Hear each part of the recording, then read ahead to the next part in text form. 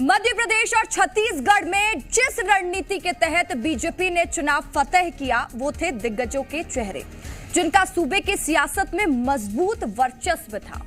यही कारण था कि बीजेपी ने पिछले चुनावों के मुकाबले ज्यादा मार्जिन के साथ जीत हासिल की। लेकिन अब बीजेपी के सामने जो सबसे बड़ी अग्नि परीक्षा है वो है इन दिग्गज चेहरों में से मुख्यमंत्री के चेहरे का चुनाव करना, क्योंकि बन गई 23 की सरकार। लेकिन अब मुख्यमंत्री कौन, करेंगे चर्चा, लेकिन उससे पहले ये रिपोर्ट देखिए।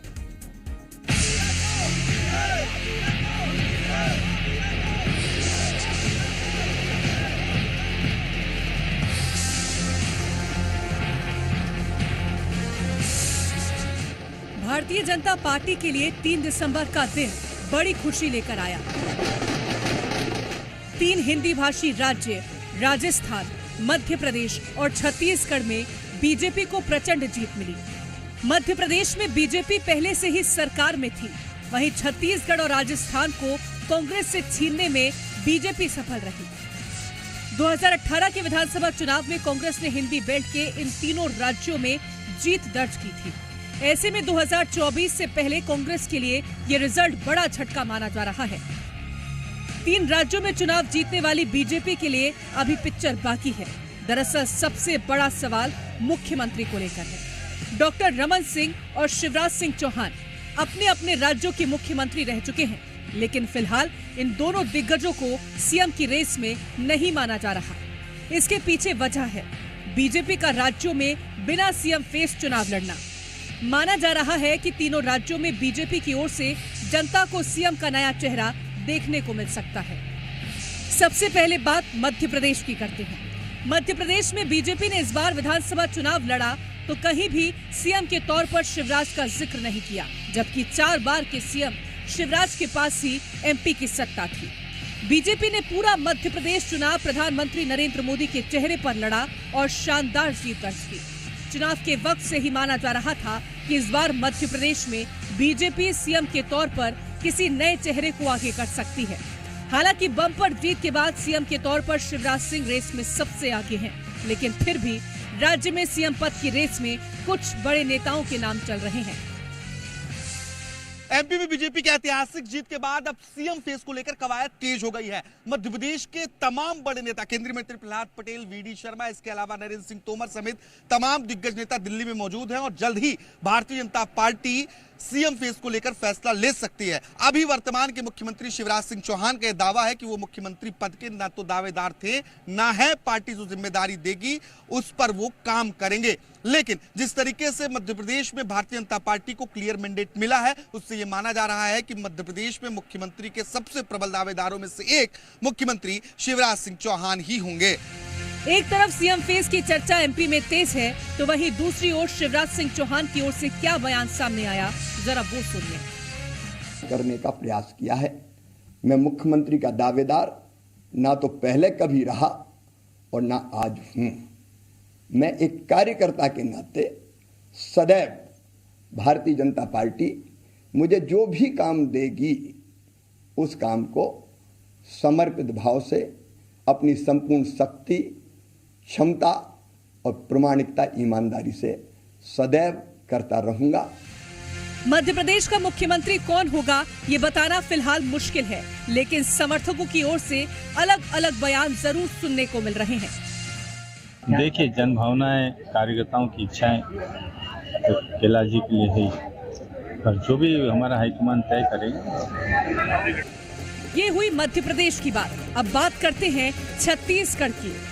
छत्तीसगढ़ की सत्ता से बाहर चल रही बीजेपी को राज्य में प्रचंड बहुमत मिला है। छत्तीसगढ़ में बीजेपी ने मुख्यमंत्री चेहरे का ऐलान नहीं किया था। पार्टी ने राज्य में प्रधानमंत्री नरेंद्र मोदी के चेहरे पर चुनाव लड़ा था। अब छत्तीसगढ़ में चुनाव जीतने के बाद सबसे बड़ा सवाल यही है कि सीएम कौन होगा, क्योंकि सीएम की रेस में कई नाम चल रहे हैं। मुख्यमंत्री तय हो जाएगा। मुख्यमंत्री की हमारे यहाँ कोई समस्या नहीं है, और इस बात को हमने पहले भी कहा था कि हम में और कांग्रेस में बहुत अंतर है। आपको देखना लगेगा कि कैसे, कितनी सहजता, सरलता के साथ में हमारा मुख्यमंत्री तुरंत तय हो जाएगा।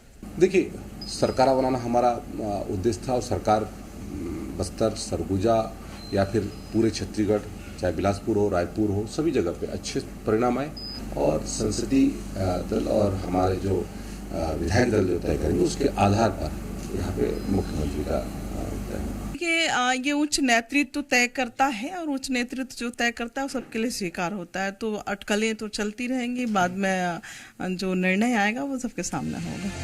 तीनों राज्यों में बीजेपी ने प्रचंड जीत हासिल की और अब सीएम फेस की चर्चा जोरों पर है। देखना होगा कि आला कमान किस पर भरोसा जताता है। ब्यूरो रिपोर्ट, जी मीडिया। जहां मध्य प्रदेश में अगले सीएम को लेकर बीजेपी की बैठकें जारी है, तो कुछ ऐसे नाम भी हैं जो सीएम पद के प्रबल दावेदार माने जा रहे हैं। अब आपको बता देते हैं उन नामों के बारे में जिनका जिक्र सीएम की रेस में सबसे आगे हो रहा है। शिवराज सिंह चौहान 2005 से लगातार मध्य प्रदेश के मुख्यमंत्री बने रहे। शिवराज का नाम इस लिस्ट में सबसे आगे है। वहीं शिवराज पिछड़े वर्ग के बड़े नेता हैं, जिसके चलते बीजेपी एक बार फिर से उन पर भरोसा जता सकती है। इस बार मध्य प्रदेश विधानसभा चुनाव में बीजेपी को ऐतिहासिक जीत मिली, जिसके पीछे शिवराज की लाडली बहना की अहम भूमिका रही है। प्रदेश के युवाओं और महिलाओं में शिवराज काफी ज्यादा लोकप्रिय चेहरा हैं, जिसके चलते उनके सीएम बनने के चांसेस काफी ज्यादा हो जाते हैं। और इस लिस्ट में दूसरा नाम है कैलाश विजयवर्गीय का। कैलाश विजयवर्गीय बीजेपी के सीनियर लीडर के साथ ही बीजेपी के राष्ट्रीय महासचिव भी हैं। वहीं विजयवर्गीय ने 7वीं बार मध्य प्रदेश विधानसभा चुनाव जीता है। इससे पहले विजयवर्गीय मध्य प्रदेश सरकार में मंत्री भी रह चुके हैं, तो इंदौर की 9 सीटें जीतने में उनकी अहम भूमिका रही है। तो इस आधार पर एक अटकलें ये भी हैं कि क्या कैलाश विजयवर्गीय को पार्टी मौका दे सकती है, तो केंद्रीय मंत्री प्रहलाद पटेल को भी सीएम पद का प्रबल दावेदार माना जा रहा है। पहली बार विधानसभा चुनाव लड़ रहे प्रहलाद पटेल 5 बार लोकसभा चुनाव जीत चुके हैं। वहीं सबसे ज्यादा नरेंद्र मोदी सरकार सत्ता में आई और उनके पास कोई ना कोई मंत्रालय हमेशा रहा। साथ ही ओबीसी वर्ग की कुर्मी जाति से प्रहलाद पटेल आते हैं, जिसका फायदा उनको मिलता दिखाई दे सकता है। केंद्रीय कृषि मंत्री नरेंद्र सिंह तोमर का नाम भी लगातार चर्चाओं में है। सीएम पद की रेस को लेकर उनके नाम को लेकर कयास लगाए जा रहे हैं। तोमर ग्वालियर चंबल क्षेत्र में अच्छी पकड़ रखते हैं, क्योंकि मध्य प्रदेश सरकार में मंत्री भी रह चुके हैं नरेंद्र सिंह तोमर। साथ ही इसके साथ पार्टी में अच्छी पकड़ रखने वाले तोमर बीजेपी के राष्ट्रीय मंत्री भी रह चुके हैं। तो इसको लेकर ध्यान में रखते हुए इन बातों का जिक्र किया जा रहा है। साल 2020 में कांग्रेस की सरकार गिरी और इस सरकार को गिराकर बीजेपी की सत्ता में वापसी कराने वाले ज्योतिरादित्य सिंधिया का नाम भी मुख्यमंत्री की रेस में चर्चाओं में लगातार देखने को मिल रहा है। ज्योतिरादित्य सिंधिया के पास राजनीति का काफी लंबा अनुभव है, जिसका फायदा बीजेपी को मिलता दिखाई दे सकता है। साथ ही ग्वालियर चंबल क्षेत्र के साथ सिंधिया का युवाओं पर भी अच्छा खासा प्रभाव है। युवा जो वर्ग है वो लगातार इनको मानता है, तो सिंधिया इस वजह से कहीं ना कहीं इस रेस में दिखाई दे रहे हैं और बीजेपी इस बार किसी ओबीसी चेहरे को सीएम बना सकती है, जिसके चलते सिंधिया का नाम भी लिस्ट में शामिल है। मध्य प्रदेश के साथ छत्तीसगढ़ का अगर जिक्र करें तो छत्तीसगढ़ में भी बीजेपी के सीएम फेस पर अभी भी सस्पेंस बरकरार है। तो उन नामों के बारे में भी आपको बता देते हैं जो छत्तीसगढ़ सीएम पद की रेस में शामिल है। छत्तीसगढ़ सीएम पद की प्रबल दावेदार सांसद रेणुका सिंह के नाम को लेकर लगातार चर्चाएं हैं, लगातार कयास लगाए जा रहे हैं, क्योंकि भारतीय जनता पार्टी महिला आरक्षण की बात लगातार करती है। तो क्या महिला मुख्यमंत्री इस बार छत्तीसगढ़ को मिलेगी, तमाम तरह के सवाल है। रेणुका 2003 में पहली बार विधायक बनी थी, उसके बाद 2008 में फिर रेणुका ने विधानसभा चुनाव लड़ा और विधायक चुनी गई। साथ ही 2008 में रेणुका रमन सिंह सरकार में पहली बार कैबिनेट मंत्री भी बनी, जिसके बाद 2019 में सरगुजा से लोकसभा चुनाव जीतकर सांसद बनी। अभी रेणुका मोदी सरकार में केंद्रीय मंत्री हैं। छत्तीसगढ़ के पूर्व सीएम डॉक्टर रमन सिंह का नाम भी लगातार चर्चा में है और ये कयास लगाए जा रहे हैं कि डॉक्टर रमन सिंह को फिर एक बार छत्तीसगढ़ की कमान सौंपी जा सकती है, क्योंकि डॉक्टर रमन सिंह एक एक्सपीरियंस लीडर हैं, छत्तीसगढ़ को बेहतर तरीके से समझते हैं। तो क्या डॉक्टर रमन सिंह होंगे मुख्यमंत्री छत्तीसगढ़ के? अगले कई तरह के कयास है। रमन सिंह 2003 से लगातार 2018 तक छत्तीसगढ़ के मुख्यमंत्री रहे। रमन के पास 15 साल सरकार चलाने का अनुभव भी है। 2023 के विधानसभा चुनाव में रमन सिंह ने महत्वपूर्ण भूमिका निभाई है। वहीं वर्तमान में रमन सिंह बीजेपी के राष्ट्रीय उपाध्यक्ष है। अरुण साव भी चर्चा में है। अरुण साव जो कि बीजेपी के छत्तीसगढ़ के अध्यक्ष है, सीएम पद की रेस में वो भी शामिल हैं। वर्तमान में अरुण साव छत्तीसगढ़ बीजेपी के प्रदेश अध्यक्ष हैं, जहां अरुण साव ने संगठन में 1.25 साल के अंदर ही कार्यकर्ताओं में जोश जो भरा है। तो अरुण साव ओबीसी वर्ग से आते हैं, जिनकी साहू समाज में अच्छी खासी पकड़ बताई जाती है। और इस बार साहू समाज ने जिस तरह से बम्पर वोटिंग करके बीजेपी को जीत हासिल कराई है, तो उससे ये कयास सामने आ रहे हैं। बिलासपुर से लोकसभा के सांसद भी हैं अरुण साव। बस्तर में बीजेपी की लोकप्रिय नेता लता उसेंडी का नाम भी लिस्ट में शामिल है, क्योंकि महिला मुख्यमंत्री के नाम की चर्चा राज्यों में हो रही है। तो लता उसेंडी का नाम भी इसमें शामिल है। 2 बार की मंत्री और बीजेपी की राष्ट्रीय उपाध्यक्ष रही लता उसेंडी बस्तर से बड़ा आदिवासी चेहरा होने के साथ ही महिला मुख्यमंत्री के विचार में लता उसेंडी बेहतर विकल्प बताई जा रहे हैं। विष्णुदेव साय का नाम भी लिस्ट में है। छत्तीसगढ़ के पूर्व कैबिनेट मंत्री विष्णुदेव साय 3 बार छत्तीसगढ़ बीजेपी के अध्यक्ष रह चुके हैं। वहीं सरगुजा संभाग से बीजेपी के बड़े नेता विष्णुदेव साय की आदिवासी आबादी के बीच गहरी पैठ भी है। तो इस वजह से चर्चाएं हैं और इस पर और भी चर्चा हम करेंगे, जानकारी लेंगे। जी मीडिया संवाददाता भोपाल से अजय दुबे हमारे साथ लाइव जुड़ चुके हैं। तो वहीं तृप्ति सोनी रायपुर से हमारे साथ जुड़ चुकी हैं। सबसे पहले तृप्ति, आपका रुख करूंगी, क्या लग रहा है, क्या संकेत मिल रहे हैं? क्योंकि लगातार कई नामों पर चर्चाएं हैं कि इसे मुख्यमंत्री बनाया जा सकता है, लेकिन इस वक्त ये भी फैक्टर हो जाता है कि किस आधार पर पार्टी इस बार मुख्यमंत्री का चयन करेगी, क्योंकि जो भी फैसला होना है वो केंद्रीय नेतृत्व ही बीजेपी का करेगा।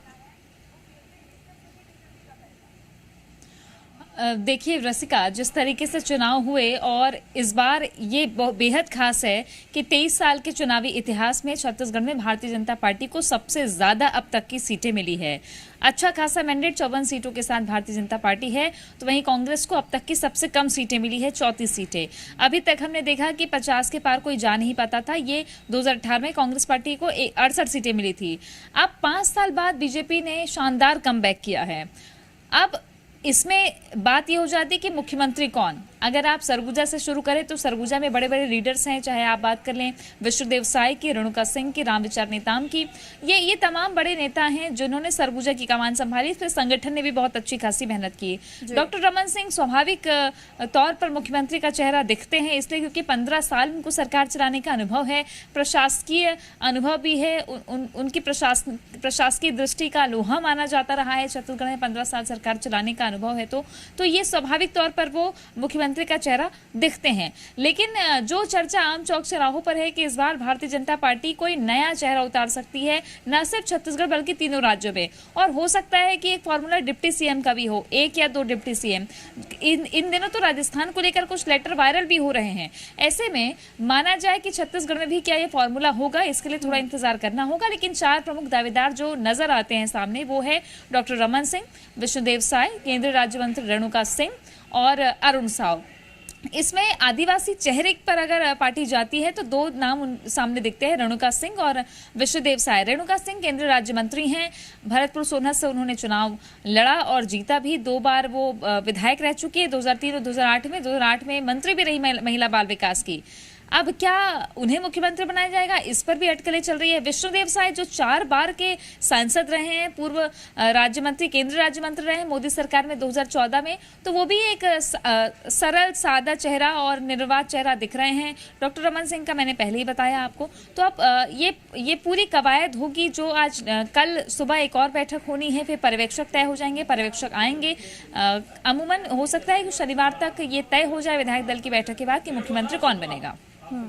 बिल्कुल तृप्ति, बिल्कुल आप ठीक कह रही हैं कि कई अटकलें हैं, कई कयास लगाए जा रहे हैं, लेकिन स्थिति तो तभी साफ होगी जब ये ऐलान कर दिया जाएगा कि आखिर छत्तीसगढ़ की कमान किसके हाथों में होगी। अजय का रुख कर लेते हैं। तृप्ति, मैं लौटूंगी आपके पास। अजय, वहां से क्या संकेत मिल रहे हैं? मुख्यमंत्री के नाम पर चर्चाएं भी काफी ज्यादा है, फिर एक तरफ ये भी सुनने मिलता है कि शिवराज सिंह चौहान पर पार्टी दोबारा एक बार फिर से भरोसा जता सकती है, क्योंकि मोदी मैजिक के साथ ही इस बार मध्य प्रदेश में शिवराज मैजिक भी चला है। बिल्कुल, मध्य प्रदेश में इस बार पीएम मोदी के साथ साथ शिवराज सिंह के चेहरे पर भी चुनाव भले ही नहीं तौर पर कहा गया था कि सीएम फेस नहीं है, लेकिन मध्य प्रदेश की जनता की नजर में सीएम फेस जरूर था, क्योंकि मुख्यमंत्री शिवराज सिंह चौहान के चेहरे पर जनता ने वोट किया है लाडली बहना योजना की बात करने, क्योंकि वो एक संजीवनी के तौर पर मध्य प्रदेश में लाडली बहना योजना ने काम किया है। लेकिन ये सही है कि भारतीय जनता पार्टी हमेशा चौंकाने वाले फैसलों को लेने में जानी जाती है। इस बार कौन सा चेहरा होगा, किसको चौंकाएंगे, क्योंकि किसी ने अंदाजा नहीं लगाया था कि मध्य प्रदेश में 3 केंद्रीय मंत्री और 7 सांसदों को चुनावी मैदान में उतार दिया जाएगा। क्योंकि जब भारतीय जनता पार्टी ने इनका नाम का ऐलान किया तो हर कोई भौचक्का रह गया, हर कोई सोचने को मजबूर हो गया कि आखिर भारतीय जनता पार्टी ने कैसा फैसला किया है। तो इस बार भी उम्मीद लगाई जा रही है कि सीएम फेस को लेकर हो सकता है कोई ऐसा नाम दे रही हो कि जो किसी के जहन में नहीं हो, किसी के दिमाग में नहीं हो। हालांकि सीएम शिवराज सिंह चौहान सबसे प्रबल दावेदार हैं, क्योंकि लाडली बहना योजना जिस तरह से उन्होंने लॉन्च किया और संजीवनी के तौर पर भारतीय जनता पार्टी को काम आया। तमाम वो बहनें, आधी आबादी, 3 करोड़ की आबादी समूचे मध्य प्रदेश में बहनों ने, महिलाओं ने वोट किया, क्योंकि 1250 की राशि जिस तरह से लगातार बहनों को दिया जा रहा है महिला सशक्तिकरण के तौर पर, तो वो बेहद कारगर साबित हुआ है। और उसके बाद अगर बात करें तो नरेंद्र सिंह तोमर केंद्र में कृषि मंत्री के तौर पर 4थे नंबर के मंत्री, केंद्रीय मंत्री हैं। उनका भी नाम सबसे प्रबल दावेदारों में है, क्योंकि उन्होंने जिस तरह से आज 5 सांसदों ने, केंद्रीय मंत्रियों ने जिस तरह से इस्तीफा दिया, तो यह कयास लगाया जा रहा है कि केंद्रीय मंत्री नरेंद्र सिंह तोमर जो है वो सीएम फेस हो सकते हैं। उसके बाद दूसरा नाम प्रहलाद पटेल ओबीसी चेहरे के तौर पर आते हैं। ठीक है जी, कई नामों पर चर्चाएं हैं और जैसे कि जानकारी प्राप्त हो रही है कि चर्चाओं का बाजार भी गर्म है। अब देखने वाली बात होगी कि किसको मौका मिलता है।